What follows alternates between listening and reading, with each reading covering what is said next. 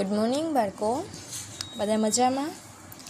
આપણે હવે સ્વાપોથીમાંથી chapter number 5 દુનિયા જોવાનો રસ્તો ભણીશું. તમે બધાએ નોટબુક્સમાં પાઠ્યમાં કમ્પ્લીટ કરી લીધું હશે. સ્વાપોથીમાં આપેલું છે ચેપ્ટર નંબર 5 દુનિયા જોવાનો રસ્તો. તેમાં પહેલું આપ્યું છે નીચે વસ્તુઓને બાજુએથી જોતા અને ઉપરથી જોતા કેવી દેખાશે તે દર્શાવેલ છે. તેને યોગ્ય રીતે જોડો. બે ભાગ આપેલા છે, બાજુએથી જોતા ને ઉપરથી જોતા. જો બાજુએથી વસ્તુ જોતાં આપણને આવી દેખાય છે, એ જ વસ્તુને આપણે ઉપરથી જોશું તો એ આવી દેખાશે. પરંતુ આમાં જે ક્રમ બધા આડાવડા આપેલા છે, આપણે જે બાજુએથી વસ્તુ આપેલી છે એને ઉપરથી જોડવાની છે. વસ્તુઓ છે એમાં આપણે જોડવાની છે. એમાં આડાવડી આપેલી છે એટલે આપણે એને મેચ કરવાની છે. હવે જો તમારે એટલા બધા આકાર દોરવા હોય તો તમે દોરી શકો છો. નોટબુક્સમાં બે ભાગ પાડવાના, એક બાજુ ઉપરથી જોતા અને એક બાજુ બાજુએથી જોતા, અને પછી તમારે આકારો જોડવાના છે. તે પહેલાં મેં તમને સમજાવી દઉં છું, પછી તમારે લખવું હોય તો તમે નોટબુક્સમાં આકારો દોરી શકો છો. જો એમાં પહેલું આપણને આપેલું છે ગરણી. દેખાય છે? શું આપેલું છે? ગરણી. હવે જો જોઈએ આપણે બાજુએથી જોઈએ તો આપણને ગરણી આવી દેખાય છે, પણ એને આપણે જો ઉપરથી જોશું તો કેવી દેખાશે? આવી દેખાશે. આપણને ખાલી એક હોલ જ દેખાશે. એટલે કયું આવશે એમાં? તો કે ગ. શું આવશે પહેલાંમાં? ગ. એટલે જો તમારે લખવું હોય તો તમે આમાંથી જોઈને અને બે સામસામા એક સરખા ચિત્ર દોરી શકો છો. એના પછી આપણને આપેલું છે ભૂંગળું. બાજુએથી જોઈએ તો આપણને ભૂંગળું આવું દેખાશે, પણ જો આપણે એને ઉપરથી જોશું તો આપણને ખાલી એક રાઉન્ડ દેખાશે. એટલે બીજાની સામે આવશે ક. બીજાની સામે શું આવશે? ક. એના પછી આપણને જગ આપેલો છે. તો જગ બાજુએથી જોતાં આપણને આવો દેખાશે, પરંતુ જો એને આપણે ઉપરથી જોશું તો આવો કંઈક દેખાશે. ખાલી આપણને ઉપરનું ઢાંકણ જ દેખાશે. એટલે ત્રીજાની સામે આવશે ખ. એના પછી છે 4 બેટ. શું આપેલું છે? બેટ. જો એને આપણે બાજુએથી જોશું તો આપણને આવું કંઈક દેખાશે, પરંતુ જો એને આપણે ઉપરથી જોશું તો આપણને આવો કંઈક ભાગ દેખાશે. એટલે ચોથાની સામે આવશે 6. એના પછી 5 આપણને આપેલું છે એક પેડ આપેલું છે. બાજુએથી જોતાં તમને આવું દેખાશે, પરંતુ જો તમે ઉપરથી જોશો તો એક આપણને શું દેખાશે? ખાલી ઉપરનું હેન્ડલ જ દેખાશે. એટલે 5ની સામે આવશે ઘ. એના પછી 6 કપ ને રકાબી છે. તમે જો બાજુએથી જોશો તો તમને આવી દેખાશે, અને ઉપરથી જોશો તો આવી કંઈક દેખાશે. એટલે છઠ્ઠાની સામે આવશે ચ. પહેલાંની સામે આવશે ગ, બીજાની સામે આવશે ક, ત્રીજાની સામે આવશે ખ, ચોથાની સામે આવશે 6, પાંચમાની સામે આવશે ઘ, અને છઠ્ઠાની સામે આવશે ચ. એટલે આવા આકારો થશે. તમારે જો દોરવી હોય તો કઈ રીતે દોરવાની છે? પેલું ગરણી દોરીને સામે ડાયરેક્ટ ગ દોરવાનો છે. એટલે ગળની ડિઝાઇન જે છે એ જ દોરવાની છે. પછી ભૂંગળું છે તો એની સામે ઉપરથી કેવું દેખાય છે? ડાયરેક્ટ એની સામે એ જ દોરવાનું છે. એવી રીતે 6 આકાર દોરી લેજો, અને બાજુમાં જે આપેલું છે આપણે એને આ સામસામે જોડવાનું કરતા નહીં. ડાયરેક્ટ એનો જ જે આકાર છે એ જ સામે દોરી લેવાનો છે. આ રીતે બધાએ કરવાનું છે. પ્રશ્ન નંબર 1. હવે એમાં પછી આવશે આગળ પ્રશ્ન નંબર 2. ત્યાં આપણને આકાર આપેલા હતા, હવે અહીં આપણે દોરવાના છે. જોઈએ આપણે સૂચના શું છે. નીચેની વસ્તુઓ બાજુએથી જોતા અને ઉપરથી જોતા કેવી દેખાશે તે દોરો. જો એક બાજુ આપેલી છે બાજુએથી જોવાની વસ્તુ અને ઉપર જોતા વસ્તુ. આપણને નામ આપેલા છે, એ નામ ઉપરથી આપણે વસ્તુઓ દોરવાની છે કે બાજુએથી કેવી દેખાશે અને ઉપરથી કેવી દેખાશે. બધી વસ્તુ આપણા ઘરમાં મળી જશે એવી જ છે. જોઈએ આપણે પહેલી આપેલી છે ચમચી. તો આપણે બાજુએથી જોશું તો કંઈક આવી દેખાશે, ઉપરથી જોશું તો કંઈક આવી દેખાશે. તમારે બધાએ પહેલાં બાજુએથી ચમચી જોઈને દોરવાની છે, પછી ઉપરથી ચમચી જોઈને દોરવાની છે. બધાના ઘરે ચમચી તો હશે જ, તો બધાએ આ રીતે દોરવાની ટ્રાય કરવાની છે. થઈ જશે. આ પછી પેન્સિલ તમારા બધા પાસે હશે. જો તમે બાજુએથી જોશો તો પેન્સિલ તમને આડી આ રીતે કંઈક દેખાશે, પરંતુ જો ઉપરથી પેન્સિલ જોશું તો આપણને શું દેખાશે? ખાલી એરો અને ઊભી લાઈન જેવી પેન્સિલ દેખાશે, અથવા તો ઉપરનું ખાલી આપણને રાઉન્ડ જ દેખાશે. એટલે આવી કંઈક દેખાશે. એના પછી ત્રીજું નાસ્તાનો ડબ્બો. નાસ્તાનો ડબ્બો છે, બાજુએથી જોશું તો આપણને કંઈક આવો દેખાશે, અને આપણે ઉપરથી જોશું તો આપણને ખાલી ચોરસ જ દેખાશે. બાજુએથી જોતા આવો દેખાશે, ઉપરથી જોતા કંઈક આવો દેખાશે. એના પછી ટેબલ. બધાની ઘરે હોય જ ટેબલ.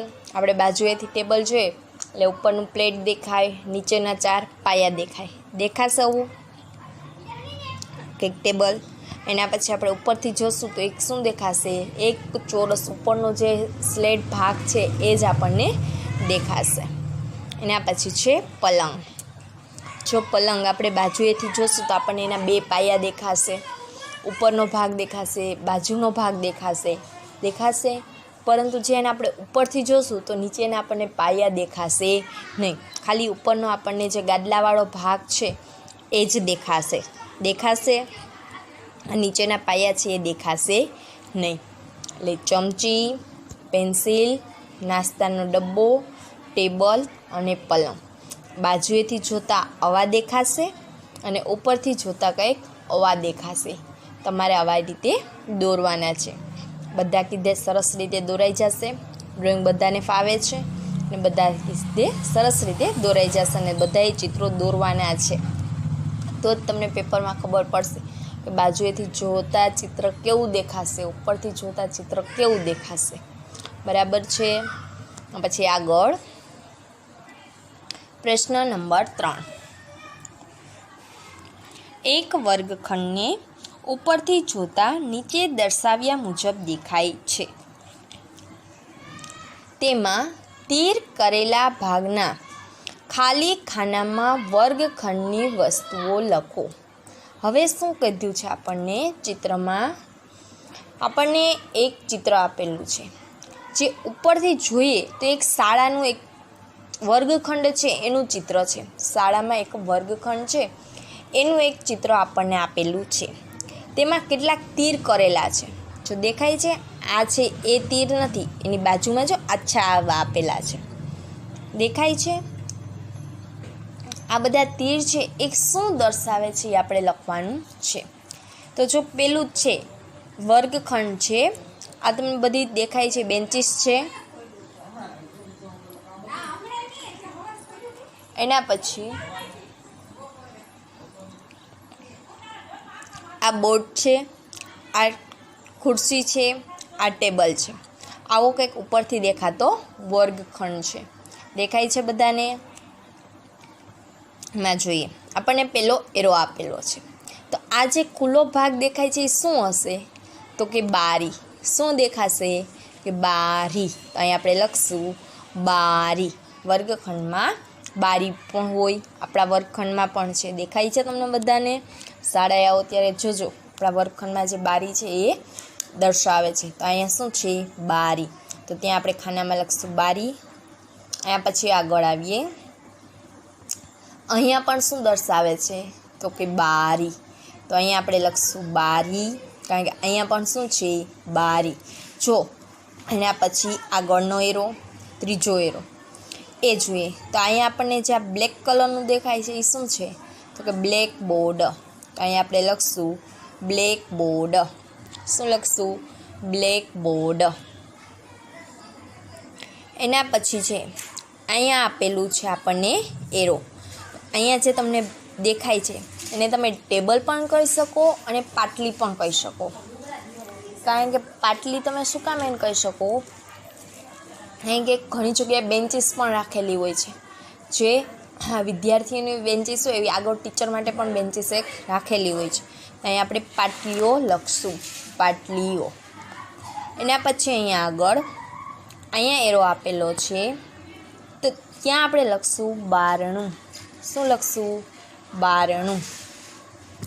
ત્યાં આપણે શું કામ એને બારણું લખશું? બારી નહીં લખીએ? કોઈને આઈડિયા આવે છે કે ત્યાં આપણે બારી શું કામ એને લખશું નહીં અને બારણું જ લખશું? કારણ કે જો અહીંયા બધી એરા તો એક જ સરખા આપેલા છે, દેખાય છે? તો કે નહીં. શું કામ એને? તો જો આ બધા એરા કરતાં આ એરો મોટો છે. કેવો છે? મોટો છે. બીજું આ બધા છે બહારની સાઈડ ખુલે છે, દેખાય છે? આ બધા જે દરવાજા છે ક્યાં ખુલે છે? બહારની બાજુ ખુલે છે. જ્યારે આ બારણાનો દરવાજો છે અંદરની બાજુ ખુલે છે. ક્યાં ખુલે છે? અંદરની બાજુ. તો અહીંયા લખશું આપણે બારણું. એના પછી ચોથું આપેલું છે ત્યાં શું આવશે? બારી. શું આવશે? બારી. એટલે 3 બારી થશે અને 1 બારણું. બારી અને બારણામાં શું ફેર છે ખબર પડી ગઈ બધાને? ઉપરની બાજુ હોય છે, બહારની બાજુ ખુલે છે અને શું કહેવાય? બારી. અને અંદરની બાજુ ખુલે છે અને કહેશું આપણે બારણું. એના પછી પ્રશ્ન નંબર 4. બધાને પ્રશ્ન નંબર 3 સમજાઈ ગયો? પછી પ્રશ્ન નંબર 4 જોઈએ. નીચેના ચિત્રોમાં વસ્તુ એક છેડેથી જોતા પહોળી અને મોટી દેખાય છે, જ્યારે બીજા છેડેથી જોતા સાંકડી અને નાની દેખાય છે. કેમ? જો આપણે આ પ્રશ્ન નોટબુક્સમાં લખ્યો તો પાઠ્યમાં આવ્યો ત્યારે પણ મેં તમને સમજાવેલો કે આપણે વસ્તુ છે એક છેડેથી જોઈએ તો પહોળી અને મોટી દેખાય છે અને બીજે છેડેથી જોઈએ તો સાંકડી અને નાની દેખાય છે. એવું કેમ થાય છે? તો ત્યાં જવાબ આવશે. જો અહીંયા પેલા 2 ચિત્રો આપેલા છે. માં રેલગાડીના પાટા છે. તે જો આપણે અહીંથી જોઈએ તો એકદમ પહોળા અને લાંબા દેખાય છે, જ્યારે બીજી છેડે એટલે કે મીણબત્તી આપેલી છે. વસ્તુ આપણે જોઈએ તો એક છેડેથી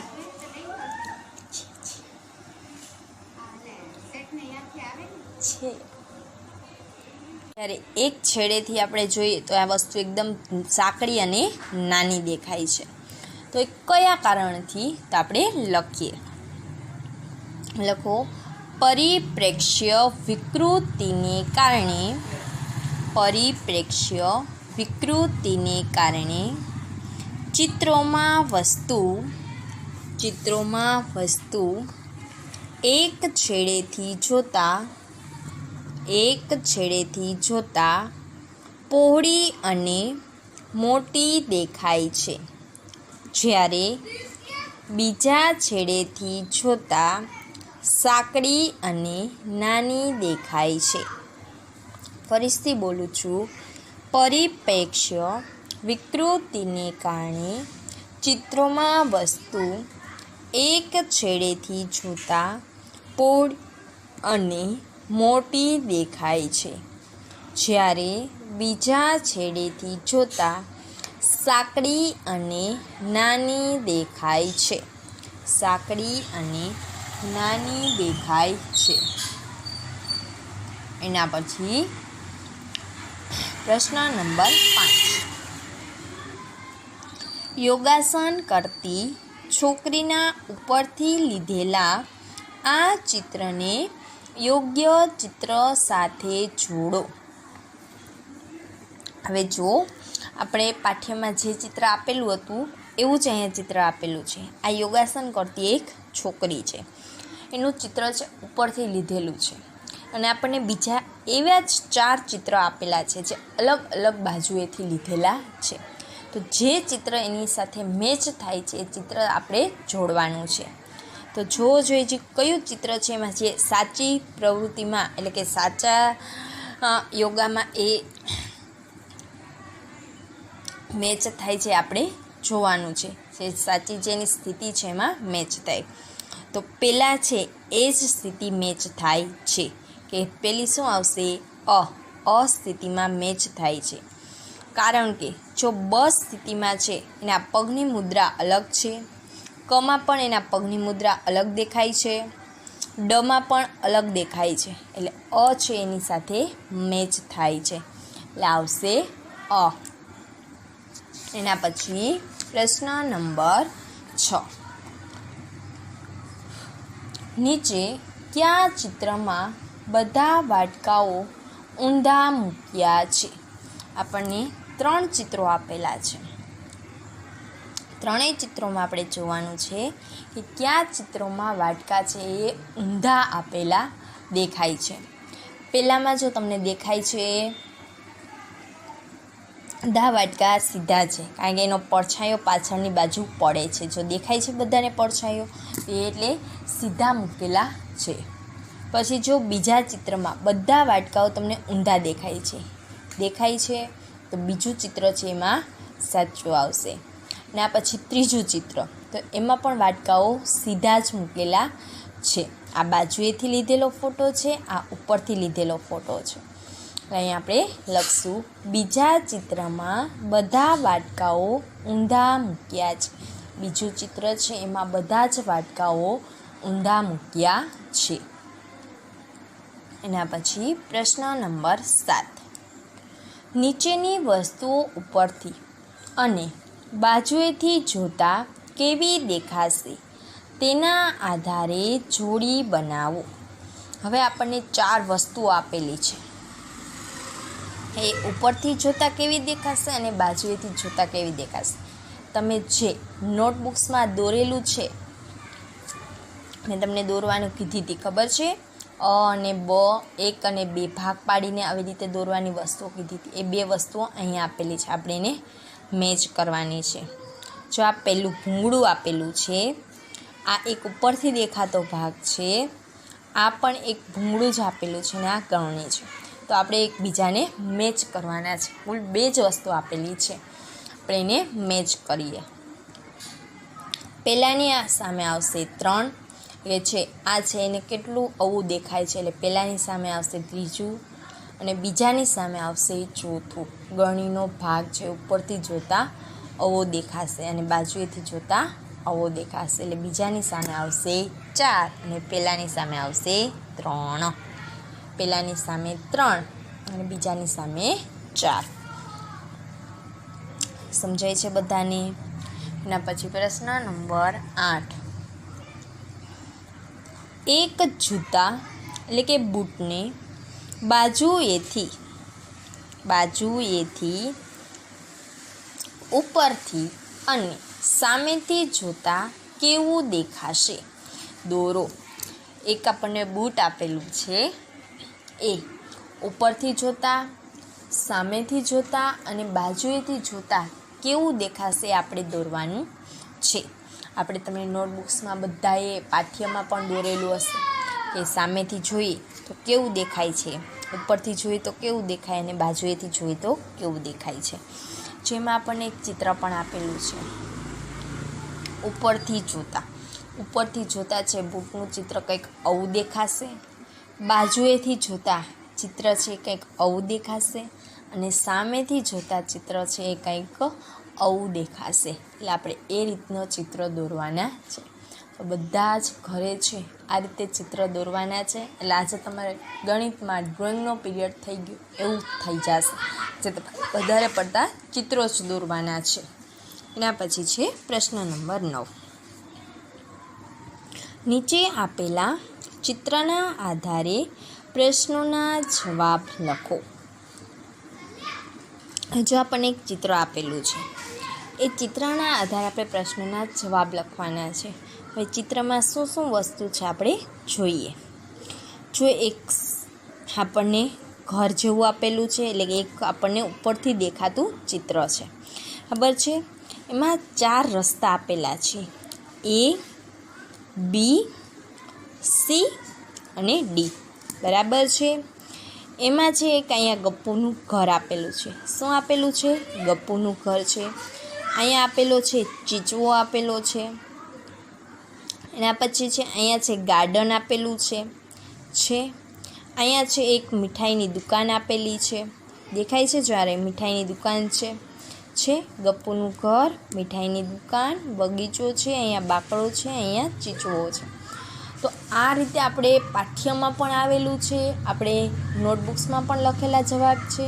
તેના આધારે આપણે કેટલાક પ્રશ્નોના જવાબ લખવાના છે, જે આપણે આના પછીના વિડીયોમાં જોઈશું. તમારે બધાએ ચિત્ર વ્યવસ્થિત જોઈને અને એના જવાબ હવે બધાને મોઢે આવડી જાય એવી રીતે લખવાના છે, બરાબર છે.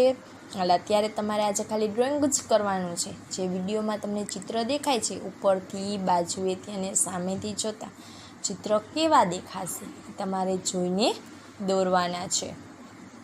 અને બધા ચિત્ર વ્યવસ્થિત જેનો આકાર છે એ રીતે દોરવાના રહેશે, બરાબર છે. બધાને બાય બાય.